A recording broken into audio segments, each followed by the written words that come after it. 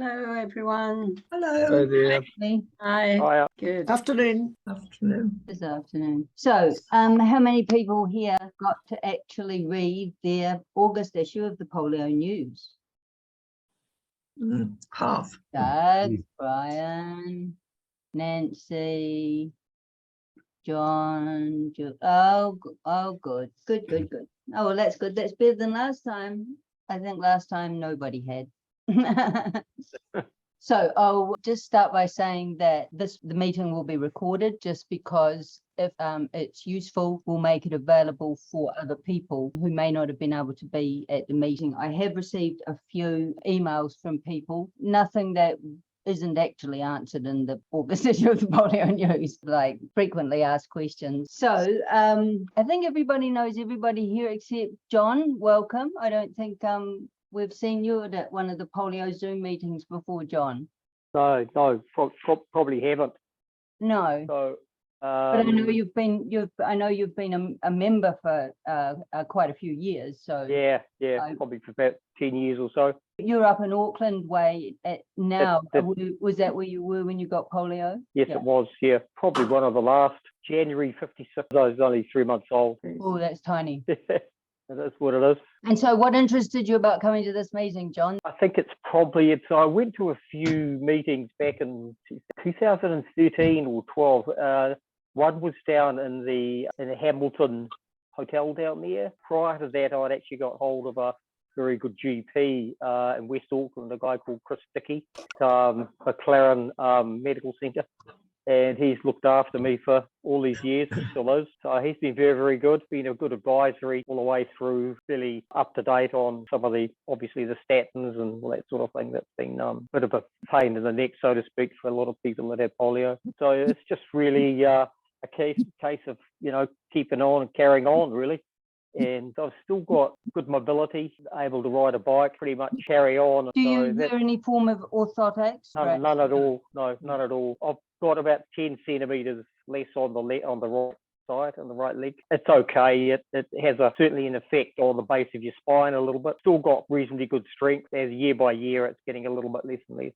Right. So you've just hit that age group now where, even just because of the normal age, it starts to drop off. So your foot you'll tend to, you have to just watch that, because that's when people start falling over, the foot. The whole falling thing starts, which you want to avoid. That's right. I believe in usage. I've heard a lot of things that have said, hey, look, conserve. I completely understand that, but usage seems to work bloody well for me anyway. Exercise has been, a real buddy for me in terms of keeping things with strength. Okay, so that might be a good time. I'll just quickly summarize what the situation is for Polio New Zealand, and then we can talk about it. People can bring up any questions they want. And that is that as an incorporated society, Polio New Zealand needs to unincorporate, or will be unincorporated by law on April 2026. All incorporated societies in New Zealand will be deregistered, and if they want to keep going, they have to re-register. And that means a new updated constitution according to the new rules under the new act. And every single member has to rejoin. So you can't just use the old membership and so on. So there's a lot of work involved with doing that. We do have until 2026 to do that. April 2026, you basically have to be ready. The current board have been working to a strategic plan that was set up in 2014 after a big conference down in Christchurch with, I can't remember, 150, 200 people or something, facilitated by Gordon Jackman and led by President Barry Holland at that time. And that was the first time in many years that the organisation had a clear feedback from the membership of what the membership wanted the organisation to be doing. So a strategic plan was set up, and every board since then has been working to that plan.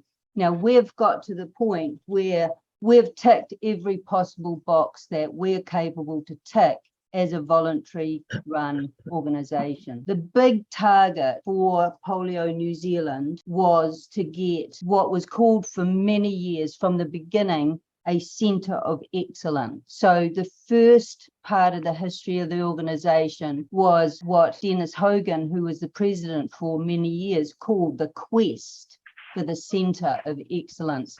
And there's a large pile of documentation that is all of the letters, minutes of meetings, and record of meetings with successive minister politicians, anybody that might seem to be able to be useful to get this facility, which was simply a place, just one place where people like us could go, and the people that we would talk to there would know about polio.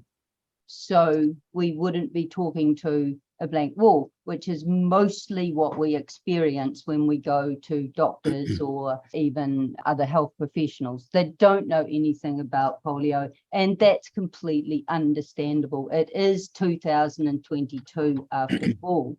So it's been a long time in New Zealand since polio was an active issue for the public health system. And one thing that we do know is that politicians don't have memories longer than 3 years. I mean, they're shorter than goldfish, because every time that they promised us something, of course, they might not be back the next term, so nothing happened, literally. So as an organisation, a voluntary run organisation, we have done everything possible over 32 years, absolutely everything possible to achieve the goals that we set out to do, including in the last 3 years, I think it is, we've actually distributed over 17,000 brochures have been taken, not just posted to, but actually taken from medical centres and doctors' offices and so forth, all throughout the country.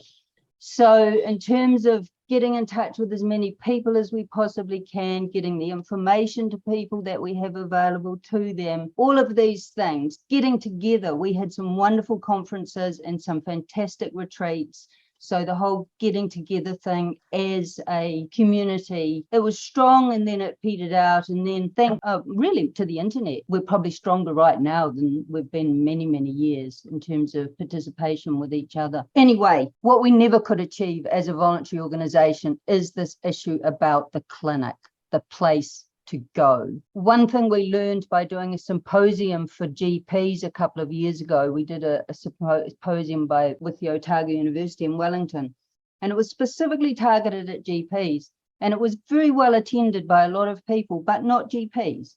And one GP that spoke there explained that there are 5,000 GPs in New Zealand. There are, best guess, 10,000 people still living with the effects of polio in New Zealand. So most likely, on average, one GP will see 2 people with polio, and they just can't afford the time to learn what they would need to learn about that condition for 2 people when you think of what they're dealing with everything else right now, heart disease, cancer, dementia, everything, the neurological problems are just skyrocketing, Parkinson's, multiple sclerosis, all of that sort of stuff. So it's understandable. However, the New Zealand government has never actively taken on help for the people who have had polio. In fact, the only reason that here in New Zealand, the government's official treatment for polio is the cystokinin treatment. If that wasn't the case, the official treatment was lock them up in iron bars for at least a year and, hope for the best. But Thomas Duncan, before he was a Sir, he was just a sheep farmer. He personally funded to have officials from the Ministry of Health and high up there in the hospital system, people sent to America to actually see the cystokinin treatment in action. They came back, the government said, yes, that's our official treatment, but they never actually did anything about making that treatment available more than some of the public hospitals did do hot packs and, you know, a bit of that, only because it was the official treatment. So only ever the focus on polio has only ever been privately funded, and it has only ever been privately funded by various forms of the Duncan family. Started off as just a young couple, sheep farmers. They became honoured for their effort, and the trust was set up, and then the hospital specific to polio was set up, 2 hospitals, and on and on and on. Today, the form of that family is this entity called the Duncan Foundation. And because they are that entity that has that history all the way back to 1940 something, they have made specific part of one of the neuromuscular disorders that has always been the focus of the Sir Thomas and Lady Duncan Trust. Polio was there because that inspired them, because it was very close to them, their family, their friends, but their funding effort has always been neuromuscular. That is still the funding effort, the clinical effort, the focus of the Duncan Foundation is neuromuscular. That includes right off the block. It started off with 5 conditions. Right off the block, late effects of polio was there, and it will always be there. They are the centre of excellence, except in 2022, the vision of that organisation is to have clinics or clinicians trained in these various conditions all over the country. So we're not talking about a QE health in Rotorua that you can only get to if you can get to Rotorua, and your DHB, which is probably getting folded up anyway, may or may not have funded you to go. There should be somebody who is at least learning about polio that you can go and talk to reasonably close to where you live. That's the aim. Right now, they have the most experienced one is in Auckland, and the most diverse one is in Christchurch. And the reason the Christchurch one is diverse is because Polio New Zealand partnered with that clinic to offer more services, because we had been given a bequest from a member from Christchurch who said only spend this on the people in Canterbury. That is why that what we're calling the polio hub exists and is able to offer dietary, podiatry, orthotics assessment, counselling, numbers of things that the other clinics yet don't offer. One of the points of that is that we will be able to fund it from that bequest for at least a couple of years. At the end of that couple of years, we will have really good data about what did people use, what was most helpful, you know, what is most cost effective to continue offering at other clinics, not just this one, the other Duncan Foundation clinics. That's the goal. And the Duncan Foundation, of course, are absolutely committed to doing exactly that, because that's what they're about. I personally think we are incredibly fortunate, and it started back in nearly 100 years ago with Thomas and Jeannie Duncan, and here we are today. We can actually hand over the fruits of the work that we've done to this organisation that can continue to see people who have had polio.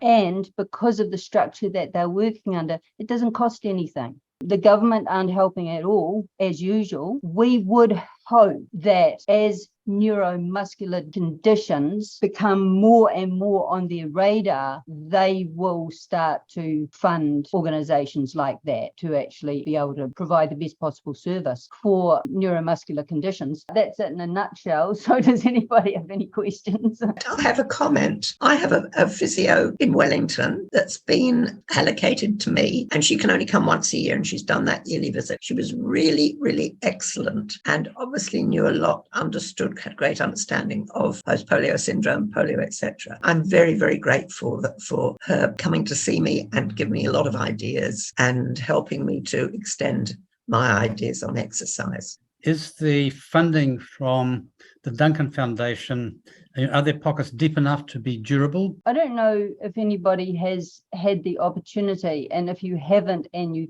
can, take the opportunity to read the book called Otafiti, which is about the whole history of the funding by the Duncan family of their work with the hospitals. And that gives you the whole history, which has ended up in the structure that they have now, which is a significant investment fund, which then the interest from it, some people say we're headed for a worldwide collapse. So who knows what will happen to these things if that happens. But at the moment, the interest from them funds their philanthropic work. And the Sir Thomas and Lady Duncan Trust are the core funders of the Duncan Foundation. The Duncan Foundation itself employs a CEO part-time and an administrator part-time, and part of their, or at least the CEO's job, is to continue to secure more funding. And of course, the board, which the chair of is Joe Duncan, who is the great-grandson, I think, of Thomas Duncan, and the son of David and Vicky Duncan, who were our patrons until David died a couple of years ago. Vicky is still our patron. And he's a very smart, self-made man in the financial world. And so he also attracts philanthropic support. So it's as vulnerable as any philanthropically driven organization is, but it is on a very strong historical foundation for what it's doing. I think it's probably as secure as can be. Gordon, I don't know if you have anything to say about that. Gordon was part of the setting up of it. He may have some insight into its structure. Yeah, I mean, I think it's a considerable fund, and they've planned it, who knows what, derivatives and hedge funding and bonds and all that sort of stuff in it. But it's these are long-term thinkers, and it's a long-term commitment. It's something to build on, but I don't think it'll disappear. I did go to the Duncan Foundation in Auckland just before COVID a couple of times, and I saw Lillian Drummond. And then I was a little bit confused about what expectations they had of me and what my work then.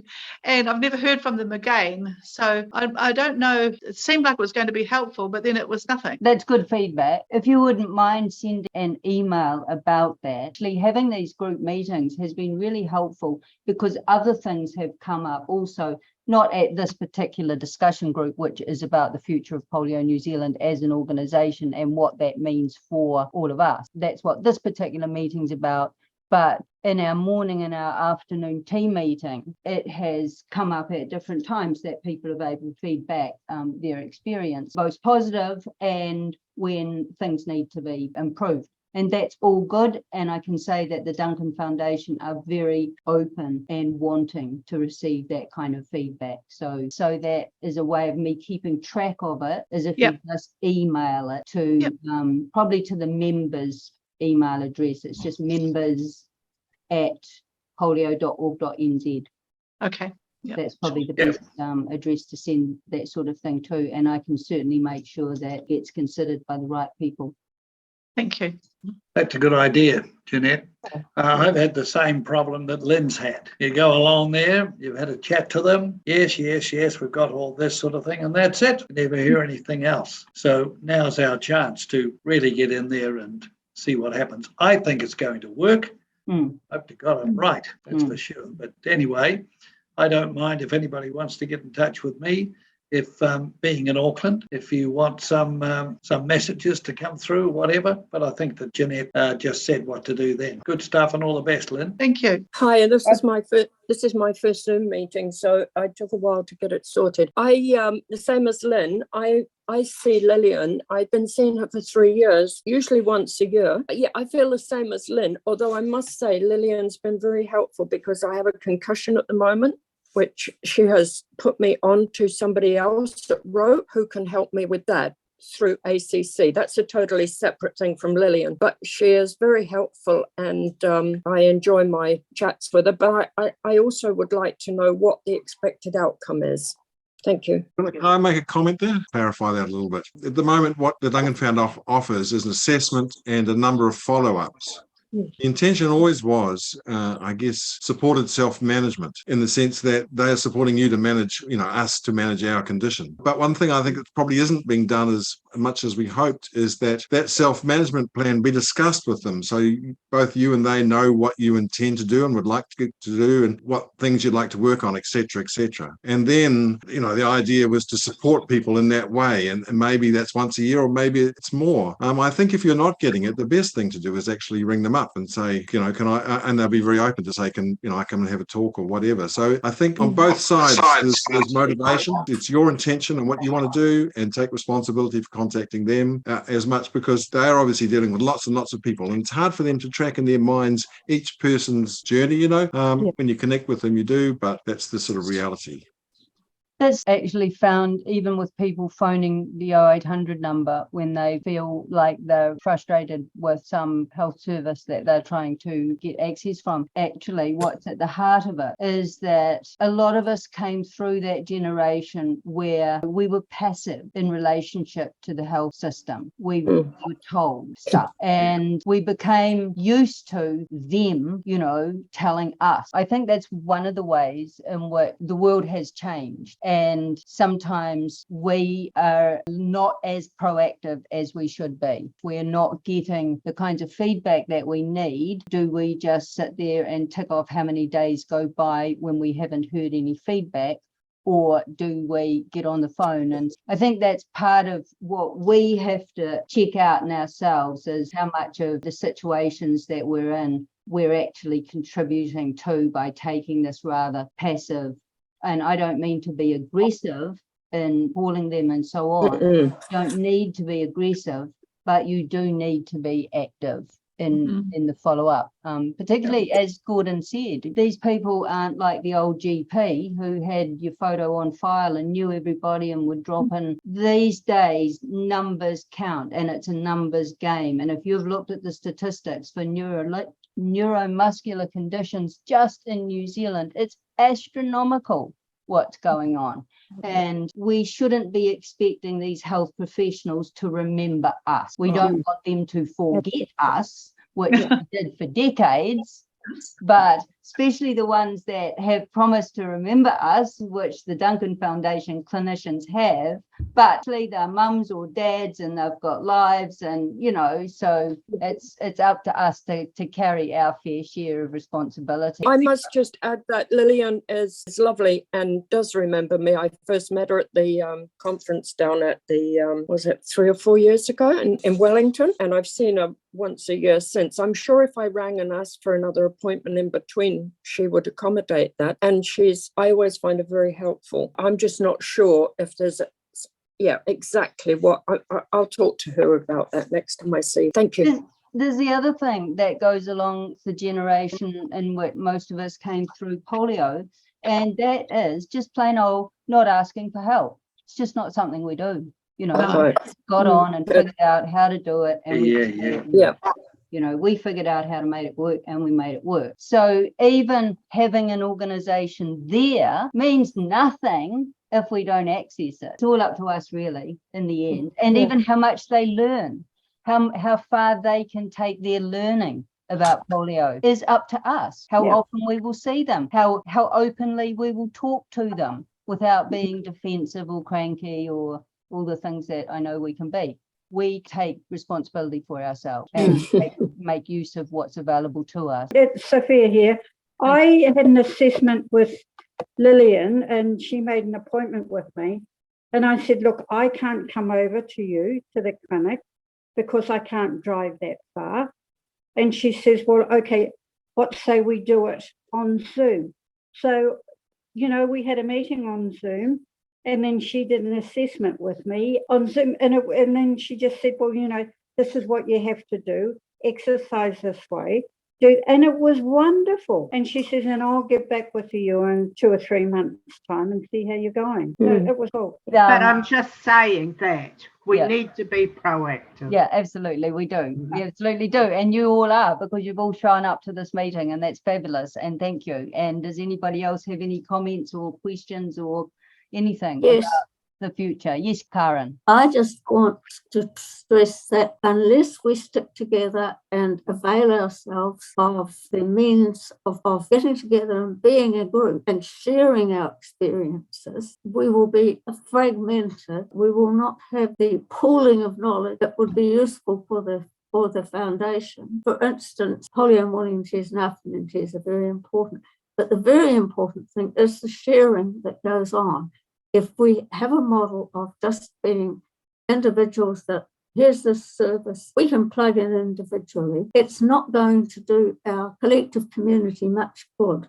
So I want just to pass the message on that we have to keep communicating and being a group, whichever direction we choose to go at the final vote. Right, so that's a good time to tell everybody here that, of course, all of the meetings that currently go on, of course, will continue to go on, and they are right now already and have been all along administered by the Duncan Foundation. Polio New Zealand provides the facilitator for them, but they're actually a project of Duncan Foundation anyway, and Duncan Foundation love them and will keep them going because they appreciate them. They also want an advisory committee group of polio so that they can be kept informed from the polio community. There's already been a couple of people who have put their hand up and said that they would like to be on that committee. And if you would like to, send an email saying so to members@polio.org.nz.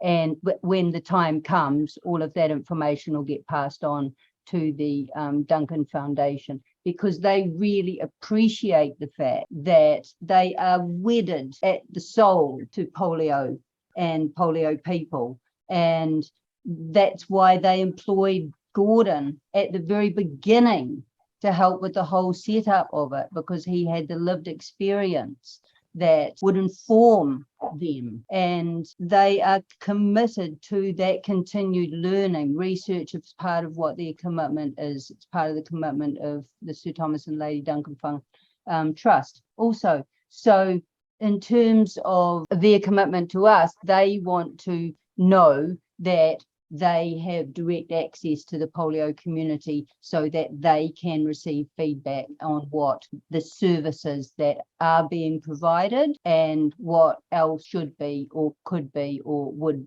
be good to be provided. So if you're interested in being on that group, certainly let us know. It doesn't have to be a big group, doesn't have to meet that often. It just needs to be a resource of experience and knowledge that they can call on relative to their services, polio. But they must have an input themselves in that they have their own ideas, either running the place differently, or they must have some input. Is there any input coming forward from Duncan Foundation? About what? Their own ideas. Absolutely. They are focused on research and training relative to what is known about the late effects of polio. That's what they're about. And they are providing the assessment service and what Gordon described. They are doing that because worldwide that is best practice. They've totally modeled themselves based on best practice. But in terms of what they don't know, often when people call for the 0800 number for help, it's usually often too old to change their lifestyle and don't want to and don't have the energy anyway. They just need a bit of relief from that gnawing pain in the neck joint or the shoulder joints or wherever. So that doesn't require a big appointment, a big assessment and all the rest of that. So, but how do you implement all of that? How does that work? Blah, blah, blah. There's lots of logistics that would have to be worked out. That's what I mean. They want to know what would be helpful to people. Like one of the things that we're offering down in the Christchurch group is people can see a podiatrist, because sometimes people get to the point where reaching their feet becomes impossible. And so after their feet becomes impossible. So having their feet looked at every few months by somebody who can, help with things, stuff like that. That's being offered through Christchurch. So we'll be able to see, well, how many people found that useful? Is that something we should be trying to offer through other clinics around the country. Yeah, Mei-Ling? I'm curious, most of you are from the North Island. When you order your shoes, where are they made? I'm just curious, that's all, because... Doug, can you make a note of that, please, for the morning and afternoon tea conversation? We're at 2:15 now, so we've nearly 2:20. We've only got another 10 minutes before it would have been an hour that we're here to talk about the future of polio New Zealand. That's a really good conversation, Mei-Ling, and we definitely do want to get that feedback from people. And Master Doug will make sure that that gets brought up at the Monday Zoom meeting. Have any questions or comments about the future of polio New Zealand? Yes, one thing, you used to be able to help people if they needed a wheelchair or something, which is no longer supplied. The hospitals used to once supply power chairs and various equipment, which is not available today. Will there be any funding help for people who can't get supplies? There'll certainly be a process. It won't be as perhaps easy as it has been in the past. The good thing is that because of the clinicians, people will be able to be properly assessed as to their needs. So the Duncan Foundation clinicians agree that a person needs a wheelchair and they can't access other funding. Then for the moment, there is a residue in the Duncan Fund run by Polio New Zealand. When Polio New Zealand is wrapped up, whether they continue to provide a funding source for equipment will be completely up to the arrangement between the Sir Thomas and Lady Duncan Trust, who fund it now for Polio New Zealand, and the Duncan Foundation. Whether they want to build that into something that they are doing or not is up to them, not us. For the time that we have a balance in the Duncan Fund, we are available to considering what people need, but it is not a self-regenerating fund, and so we necessarily have to be a lot more careful about making sure that we're only funding what's really needed when it's really needed. Thank you. If you think about what you're involved in with Polio New Zealand now, there's nothing that you're currently involved in that you can't keep being involved in. You can still meet with the friends that you meet with. You can still come to the morning and afternoon teas, and who knows, they may grow. They're really well attended now, and it might be that people may want to have more frequently, whatever. That's all for the future to be decided. The only thing that will stop, and that's this, the Polio News. We won't do that anymore. It really takes a lot of time and it's really expensive to print it and to post it out now. It is a lot of money. Some of the articles could be done still, perhaps not quite so fancy and long with less work, and put it online and send out in emails the way all the other information is. That would be very nice. It would be very nice if someone wanted to do that, absolutely. If someone wants to do that, nothing stopping a person doing that. Meanwhile, Polio Australia is very happy to have people sign up to their newsletter. You don't have to be a member of Polio Australia. You just need to go to their website and sign up to their newsletter. Now, if you're interested in polio stuff, particularly what's going on around the world, and what's going on in Australia, certainly I recommend, because it's a good newsletter. They do a really good newsletter. It's got heaps of stuff in it. And of course, they have a much bigger population. They reckon 10,000 of us in New Zealand. There's over 400,000 Aussies. Oh. Yeah, so they have been a bit more successful than we have at different times of attracting almost like community development kind of funding to hire somebody so that they could have some paid staff at different times because they're serving such a bigger population. Well, of course, their local governments are actually their national governments and then their federal government or whatever you call it. So they have a lot more levels of funding available to them. However, they don't have the Duncan Foundation, and you know, they are really jealous about that, and they say so. They feel we are really, really, like, we have the Duncan Foundation and these people committed to providing services for us and learning about our needs. They don't know everything, of course. How could they possibly? But every time one of us goes and sees them, they learn a bit more. Any other questions? I just want to say thank you, Jeanette, for facilitating this so that people get an understanding of what's happening and what's going on. And we'll see all these people at the AGM Zoom meeting. Hope so. But Doug is working on a purple background. You've got to come purpley in some kind of way. You have to come purpley in some kind of way. So purple hat, purple beard, Doug. Or even just a purple background behind your Zoom thingamajiggy, you know. Yeah. Somebody I was talking to yesterday, some member called the 0800 number and said that she was definitely going to get a bottle of purple gin. No question about that.